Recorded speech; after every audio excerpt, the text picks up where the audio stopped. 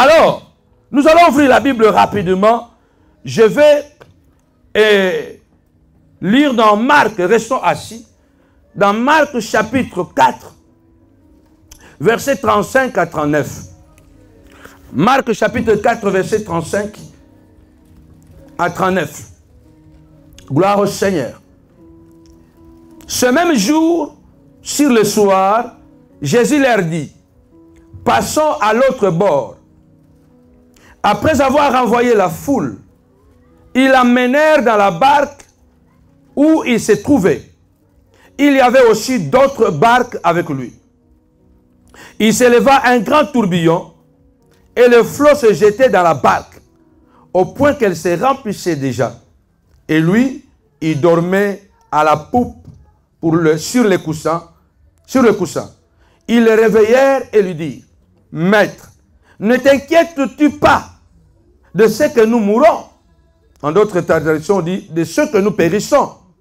S'étant réveillé, il menaça le vent et dit à la mer, tais-toi, oh silence, tais-toi.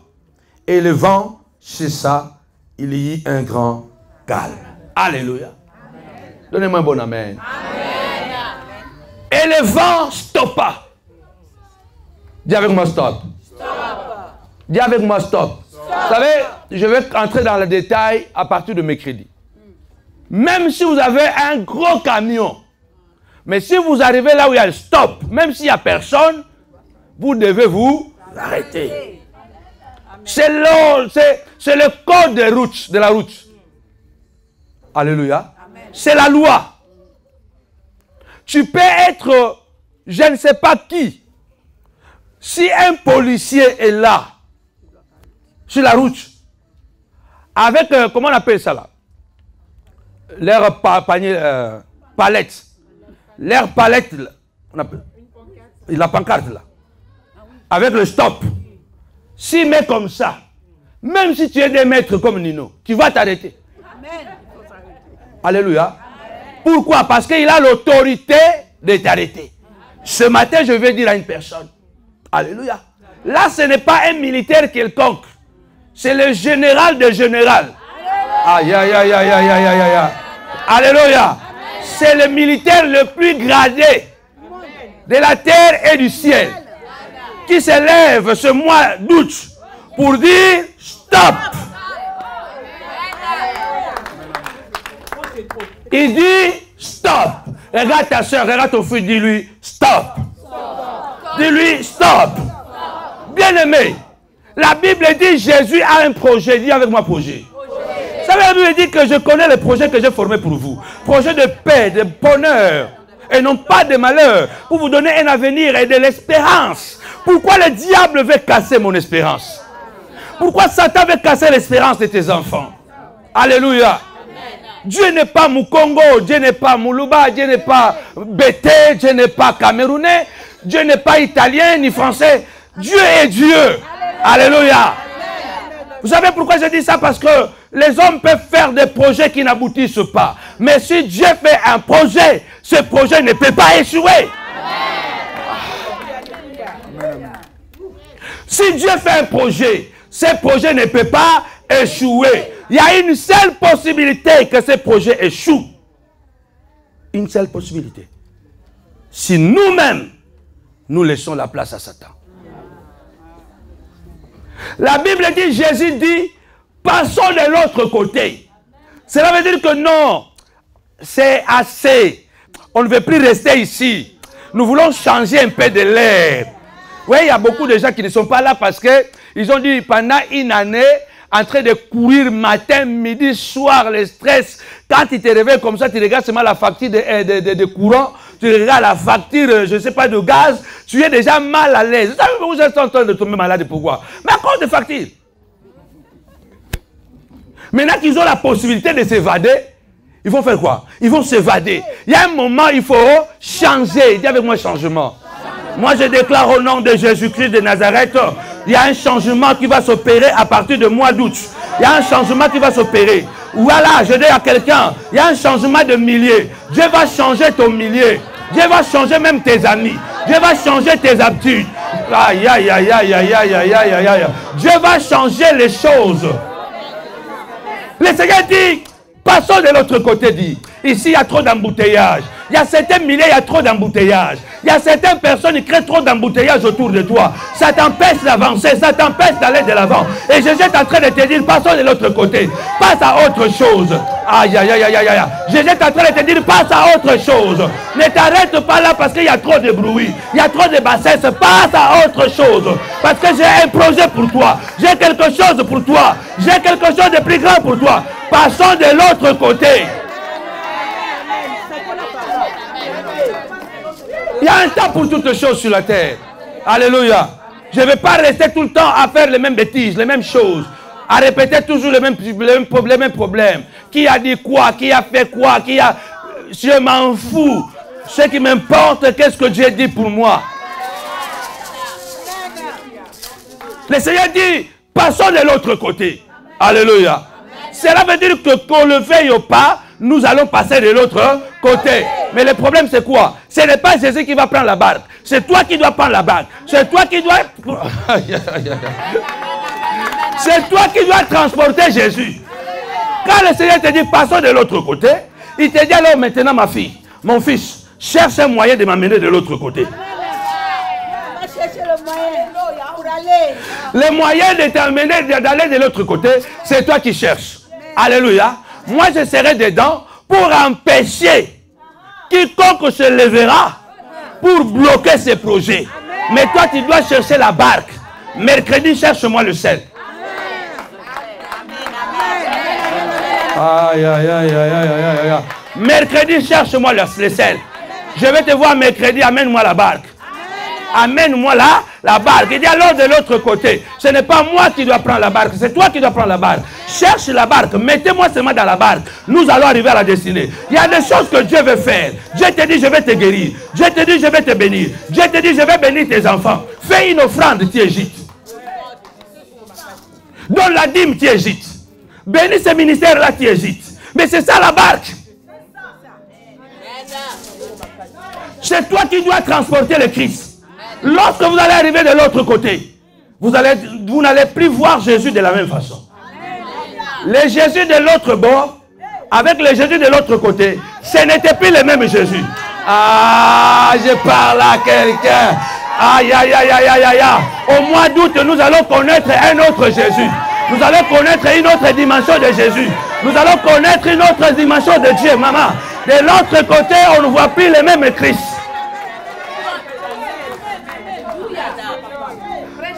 Ils ont découvert un autre Jésus. Alléluia. Parce que notre Jésus, il est comme un buffle. Vous savez, quand tu prends un buffle, on peut être 10. Chacun de nous, on nous bande les yeux. Chacun de nous va donner sa propre version du buffle.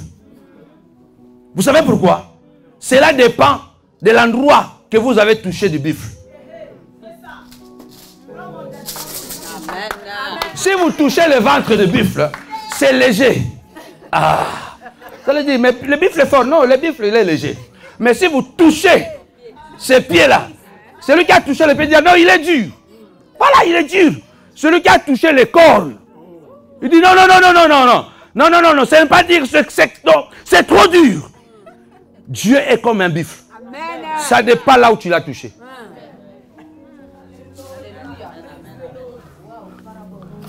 Ça n'est pas là où tu l'as touché.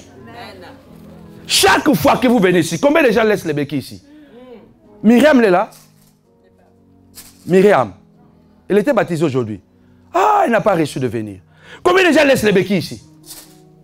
Qu'on ne met même pas sur YouTube. Combien de miracles qui se passent ici? Vous pensez que c'est seulement comme ça là? C'est parce que je ne connais pas Dieu comme toi tu le connais. Amen.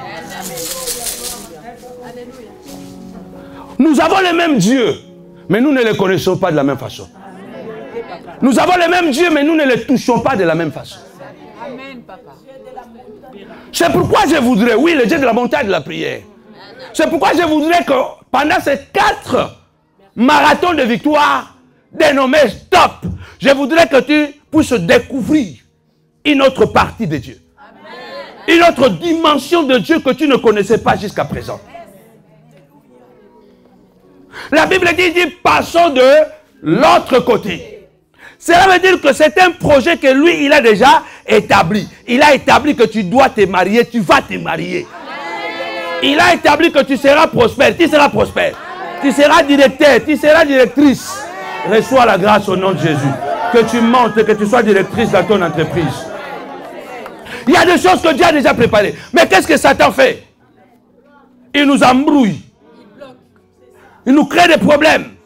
On est agité. Alléluia. Si ce n'est pas la femme à la maison, c'est l'homme à la maison. Si ce n'est pas l'homme, ce sont les enfants. Si tu as réussi avec les savants et la femme et l'homme comme moi à la maison, c'est l'extérieur.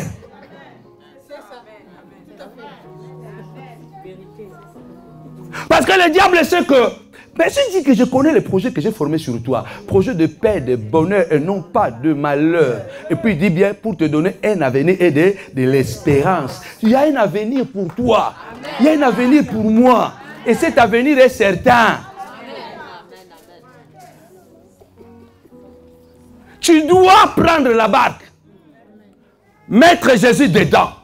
Mercredi, amène-moi le sel. Mets ta foi dans le sel là. Ce n'est pas le sel qui guérit, mais la foi que tu mets là. Que pendant que je bénis le sel là, puisque l'homme de Dieu va toucher le sel dans ses mains et va bénir, moi je crois que quelque chose va se passer. Je suis en train de parler sur les rituels, les symbolismes. Vous devez savoir que sans le symbolisme, Dieu aurait du mal à expliquer sa parole.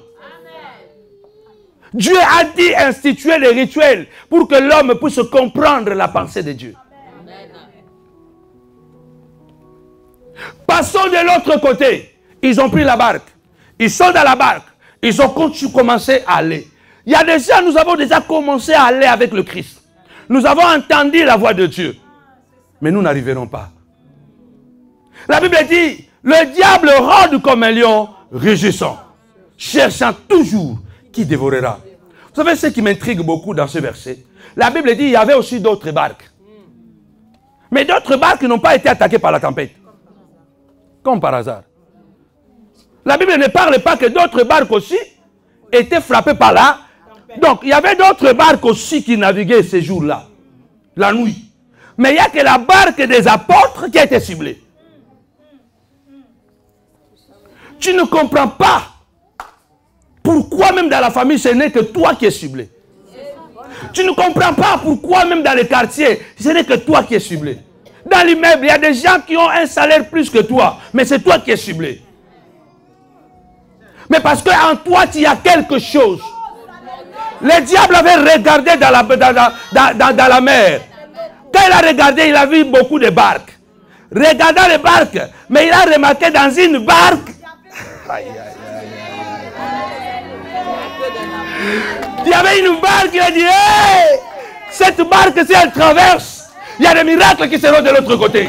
Alors nous n'attaquons pas ces barques. Nous allons attaquer la barque là. Parce que dans cette barque là, il y a une grande puissance dans la barque. Dans la barque, il y a Jésus. Il y a les apôtres dans cette barque. Il y avait quelque chose d'extraordinaire dans la barque. Et c'est pourquoi on voit que la tempête a ciblé la barque.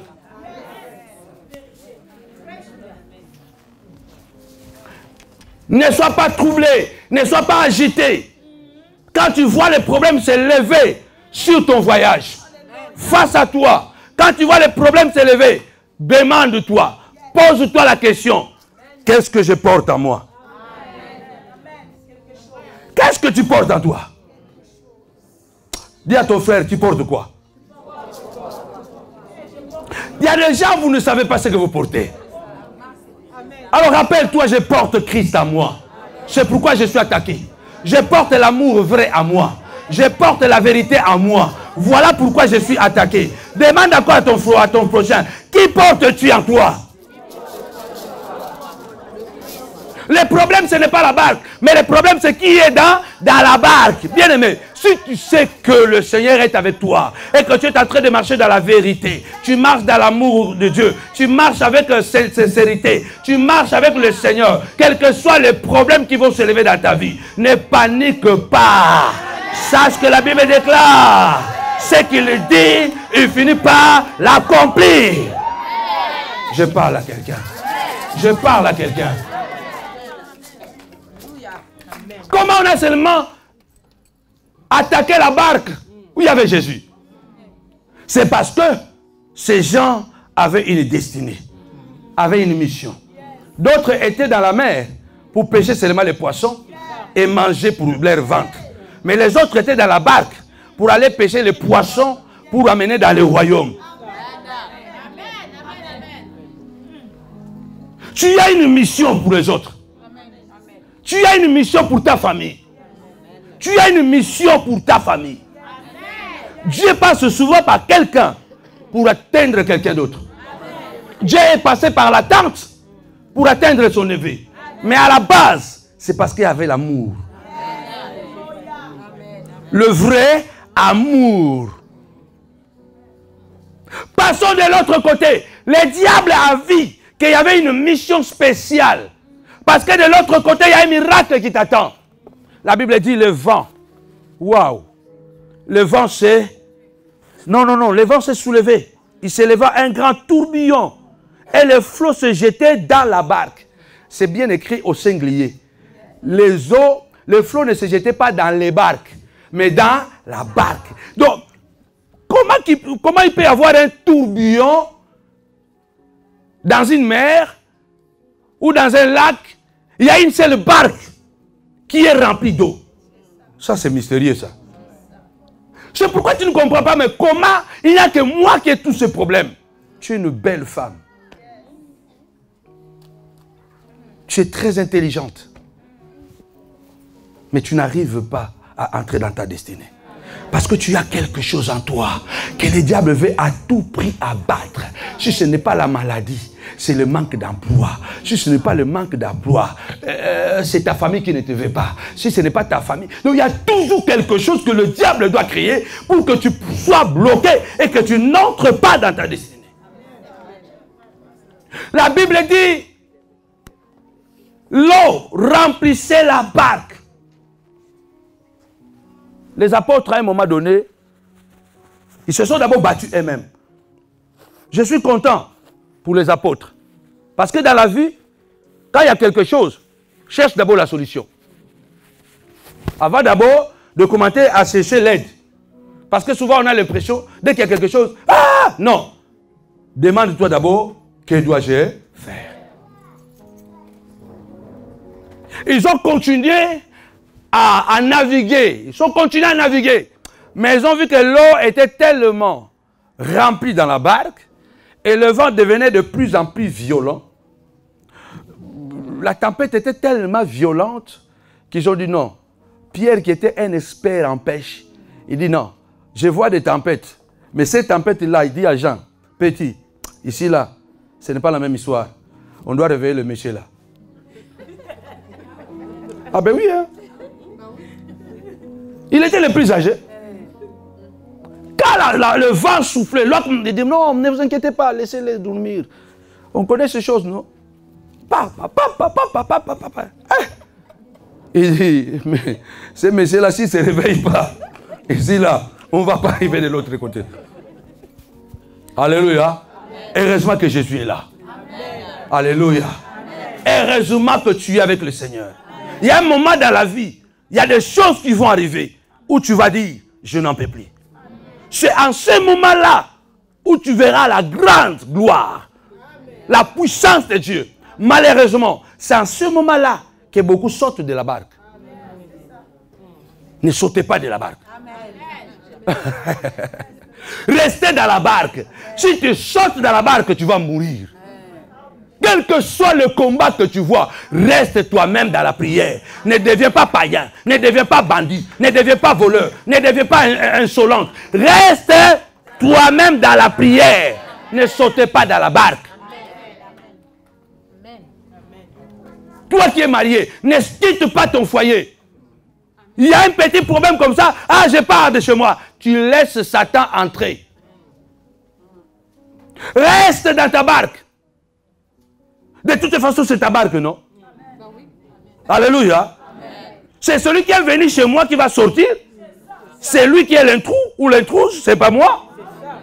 Ah, je parle à quelqu'un ce matin. Tous les intrus qui sont venus chez toi, c'est eux qui doivent quitter au nom de Jésus-Christ. La maladie qui est venue là, c'est une intruse. La maladie là, c'est elle qui doit sortir de ta barque au nom de Jésus-Christ de Nazareth. Voilà.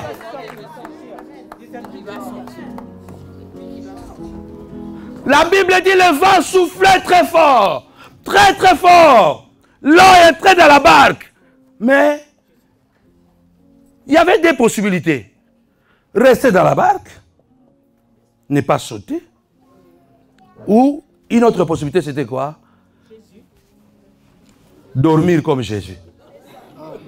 Ça, c'était extraordinaire, quoi. Alléluia. Vous savez, quelquefois, Dieu nous fait des tests. Vous imaginez que ce n'était pas un paquebot. L'eau entrait dans la barque, mais Jésus dort. C'est étrange, quoi. Comment quelqu'un peut dormir tandis qu'il est mouillé? Mais la Bible dit Jésus dort. Et pourtant il ne sommeille ni ne dort. En quelque sorte, il voulait dire ces mots aux disciples. Si vous ne pouvez plus, dormez seulement. Mais ça, c'était vraiment le plus difficile à faire. Alors, ils ont choisi la voie la plus facile. Mieux vaut réveiller, on les regarde, que de dormir et de ne pas savoir si on va arriver de l'autre côté. Ils avaient la possibilité, soit de rester calme, de faire comme le père, comme le maître. Parce que le disciple doit faire ce que le maître fait. Il pouvait même dormir. Donc Pierre devait se dire, hé les gars, nous dormons comme lui là. Comme lui ne peut pas mourir, nous on ne se meurt pas, on dort seulement. Parce que s'il dormait, la barque serait naviguée toute seule. Jésus ne peut pas se noyer. Noé ne savait pas où allait son paquebot. Noé ne connaissait pas la direction de sa barque. Noé était dans la barque, mais il ne savait pas où est-ce que la barque devait aller. Dans le combat que nous vivons, le Seigneur veut stopper les problèmes. Il y a d'autres situations qui seront stoppées parce que nous allons garder le silence. Il y a d'autres combats, nous devons parler. Écoutons seulement le Seigneur. Dans toutes choses, ne paniquons pas. Ne perdons pas l'espoir. Ne perdons pas le courage. Malgré que le vent est en train de souffler dans ta maison. Beaucoup de problèmes sont en train de frapper ton travail. La santé est menacée. C'est ça le vent. C'est ça le tourbillon. Alléluia. Mais tu as quelqu'un avec toi. S'il dit stop, stop. Aïe, aïe, aïe, aïe, aïe, aïe. Tu as quelqu'un avec toi. S'il dit stop, stop. Et ce matin, il te dit, ce mois d'août, stop à la maladie, stop à la pauvreté, stop au lien de famille, stop au célibat. Ah, je parle à qui encore ce matin? Stop à la mort prématurée de nos familles. Ce n'est pas moi qui le dis, c'est Jésus qui le dit par moi. Tu as quelqu'un avec toi. N'aie pas peur. Alléluia. Continue à affronter la peur. Merci maman. Continue à affronter la peur. Parce que Dieu est avec toi.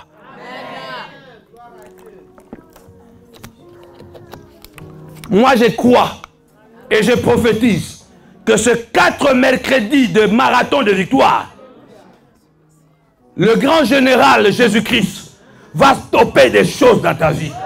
Même des choses que tu ne connaissais pas. Les choses qui n'ont pas été déclarées. Le Seigneur va les stopper. Le Seigneur va les stopper parce qu'il est le roi de gloire. Et quand il dit stop, stop. Quand il dit stop, quand il dit stop, stop. Quand il dit stop, quand il part, personne ne peut s'opposer. Et il dit, à partir de ce mercredi, il va commencer à dire stop à chaque chose qui est en train de déranger ta vie, il y aura 4 stops dans ta vie. Et le 5e stop, ça sera le sommet. Parce que chaque mercredi, nous aurons un acte symbolique que nous allons poser. Et j'ai la foi que Dieu fera un miracle. J'ai donné souvent, quelquefois, ce témoignage de la femme de mon cousin en Espagne. 6 ans de mariage, sans enfant. 2 ans sans voir ce période. Et pourtant, elle n'est pas enceinte. La foi. Elle a appris que je venais en Espagne. J'étais à Barcelone. Alors j'avais décidé d'aller voir mon oncle, le petit frère de mon père, à Lérida. On a pris la voiture, je ne sais même pas si on a fait 6 heures du temps. On arrive là-bas. Dès que j'arrive, la femme de mon cousin m'attendait devant la porte.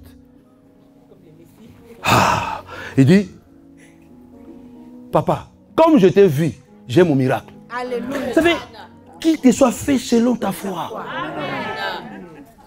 Si vous venez ici seulement pour espier, vous perdez votre temps. Amen. Parce que vous, celui qui vient pour espionner ou pas, donc il perd son temps parce que moi, je vais continuer à prêcher. Voilà, donc tu perds le temps. Parce que moi, je ne vais pas arrêter de prêcher parce que quelqu'un est venu me créer des problèmes. D'ailleurs, ça va me donner encore beaucoup de sujets de prédication. Amen.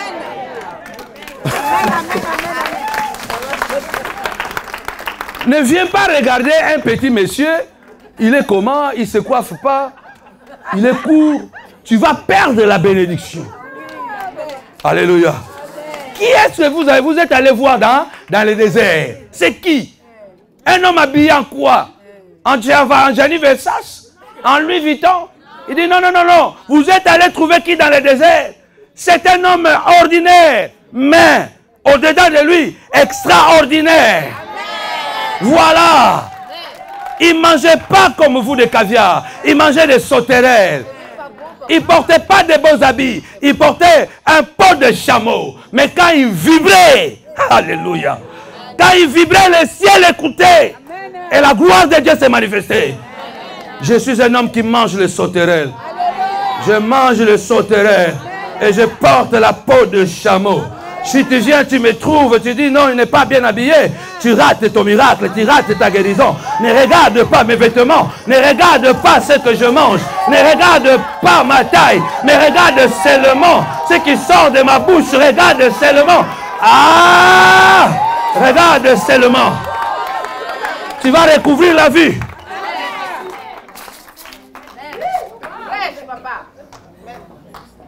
La Bible dit, Pierre et les autres ont dit, Seigneur, nous mourrons. C'est ce sorcier-là qui est en train de menacer ta famille. Là. Tu dois dire, Seigneur, regarde ces sorciers. Moi, j'aime dire que vous devez citer les noms. Je me connais. C'est ça qui fait peur. C'est là où on me condamne. Vous citez les noms. Mais c'est biblique. Adam a dit clairement. Il a dit à Ève, écoute, si Dieu vient là, moi je suis clair. Hein? C'est toi qui as mangé avant moi. Donc je ne mens pas. Donc moi je dois être clair avec Dieu. Je dois dire que c'est toi. Ce n'est pas que je ne t'aime pas. Hein? Ce n'est pas que je ne t'aime pas. Mais je t'aime, mais on doit être clair avec Dieu. Parce que le monde n'aime pas la vérité. Moi, je dois dire que c'est toi qui as commencé à manger les fruits. Ce n'est pas moi. Mais je t'aime bien. Mais je dis, je parle ton nom.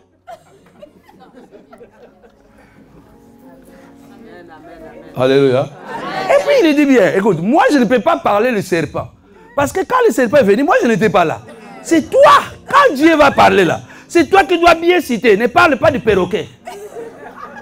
Parce qu'après tu risques de changer. Oh non, parce que le perroquet parle trop. Tu vas maintenant culpabiliser les perroquets. Les perroquets n'ont rien à voir dans cette histoire. Tu dois dire clairement, quand Dieu va te demander, moi je veux dire c'est toi, et toi tu dois dire les serpents. Oui, logique. Hein? Mais c'est la logique. Donc si je fais la prière et que toi tu as un problème avec moi, je cite ton nom.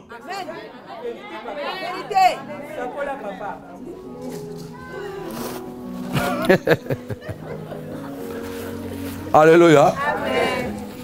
Seigneur, nous mourrons. Waouh. Jésus s'est réveillé. Pourquoi avez-vous peur? Gens de paix, de foi.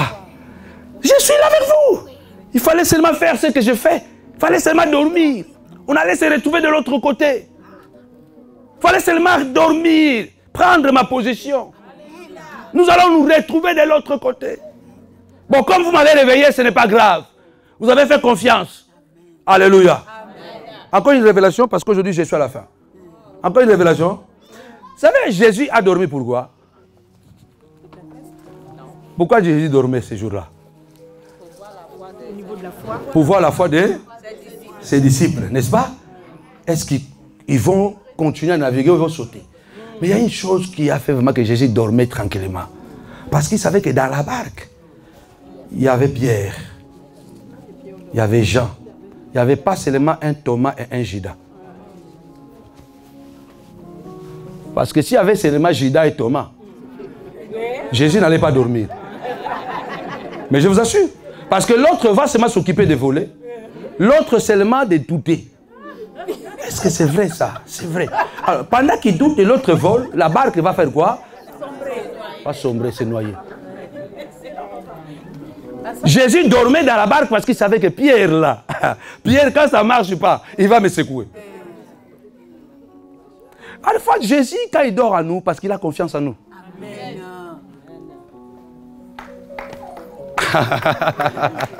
Il n'y a que maman qui a compris la révélation, hein, qui a commencé à clamer. Il y a un moment où Dieu reste silencieux dans nos vies. Parce qu'il a conscience qu'Alphonse ne me trahira pas. Amen. Chantal, Dieu ne peut pas dormir dans ta vie s'il n'a pas confiance en toi. Dieu se tait en nous quelquefois parce qu'il sait qu'on ne le trahit pas. Il doit s'occuper des autres là parce qu'il n'a pas vraiment trop confiance. Parce que dès qu'il y a quelque chose, ils vont se garer, ils vont se perdre. Ce sont des gens qui vivent sur la chaleur, les émotions. Mais il y a un moment où Jésus doit dormir dans notre vie. Là, ce n'est plus nous qui avons confiance en lui, mais c'est lui qui a confiance en nous. Acclame le Seigneur.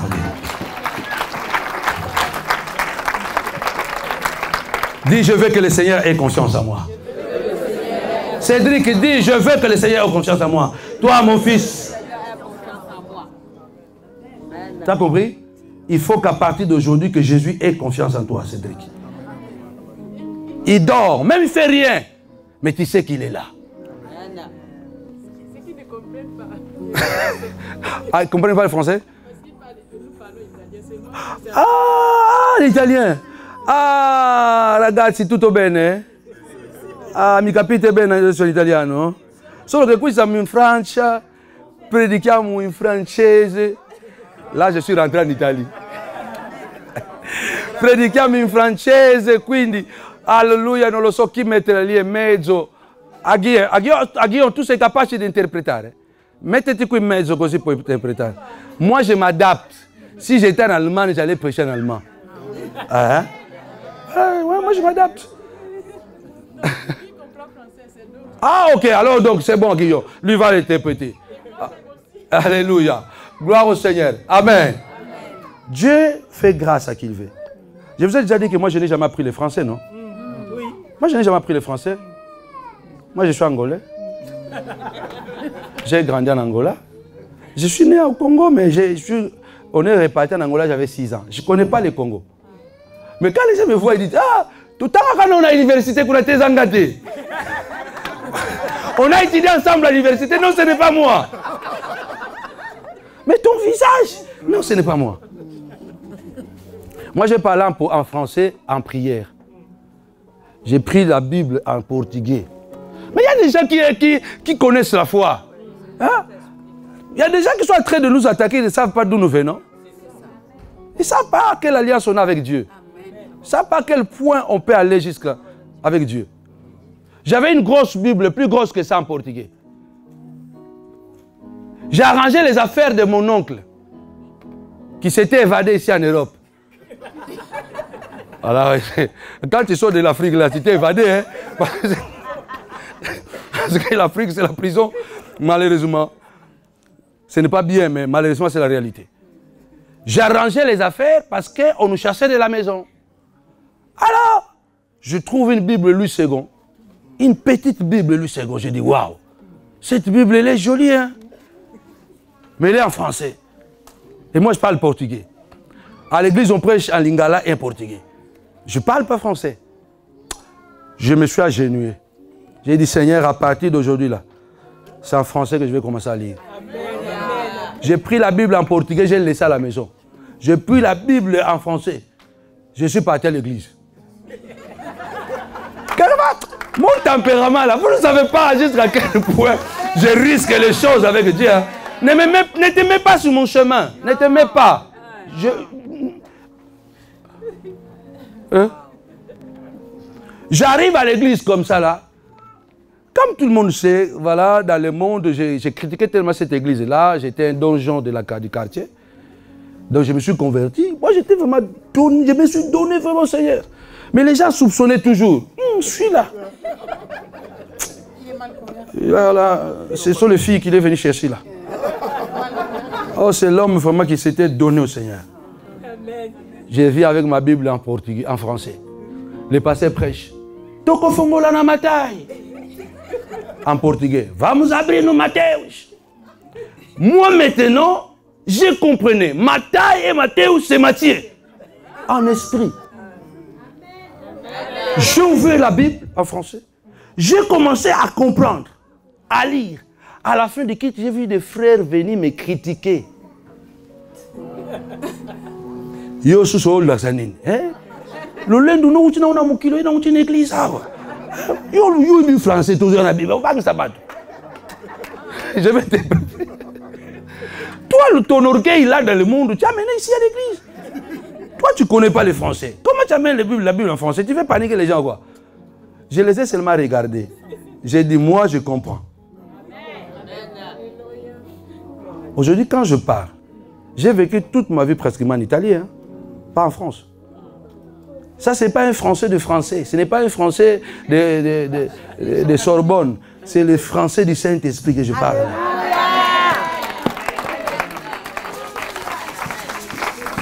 Vous voyez ce que Dieu peut faire? Et vous connaissez que cette langue de Molière, c'est parmi les langues les plus compliquées.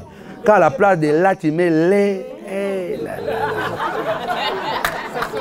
Tout le monde déjà, surtout c'est nous les Africains qui sommes comme ça. Pas eux même les blancs. Hein. Non, quand les blancs tu dis là, il n'est calme, non c'est pas. Quand tu dis la papa,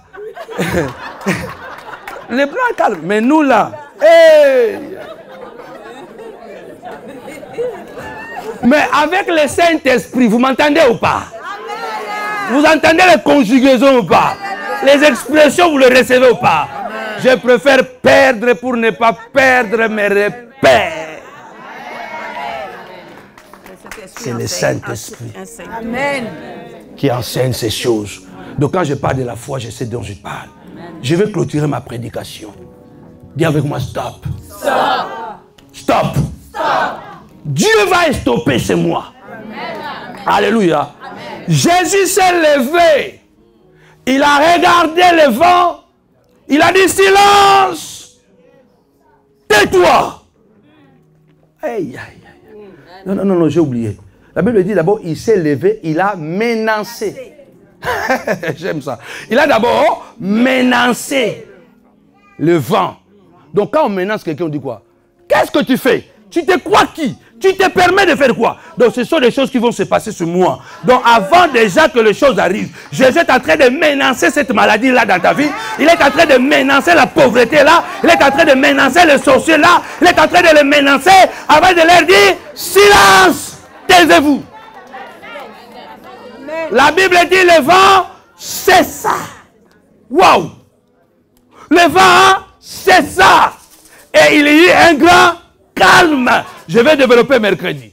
Le vent a cessé et il y a eu un grand calme. Il y aura un calme qui va passer dans ta maison. Écoutez la fin. La Bible dit, ils se sont regardés. Ils ont dit, mais qui est celui-ci à qui et le vent et la mer obéissent?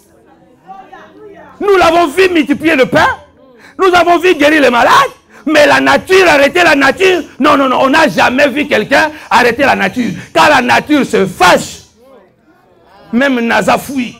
La science c'était.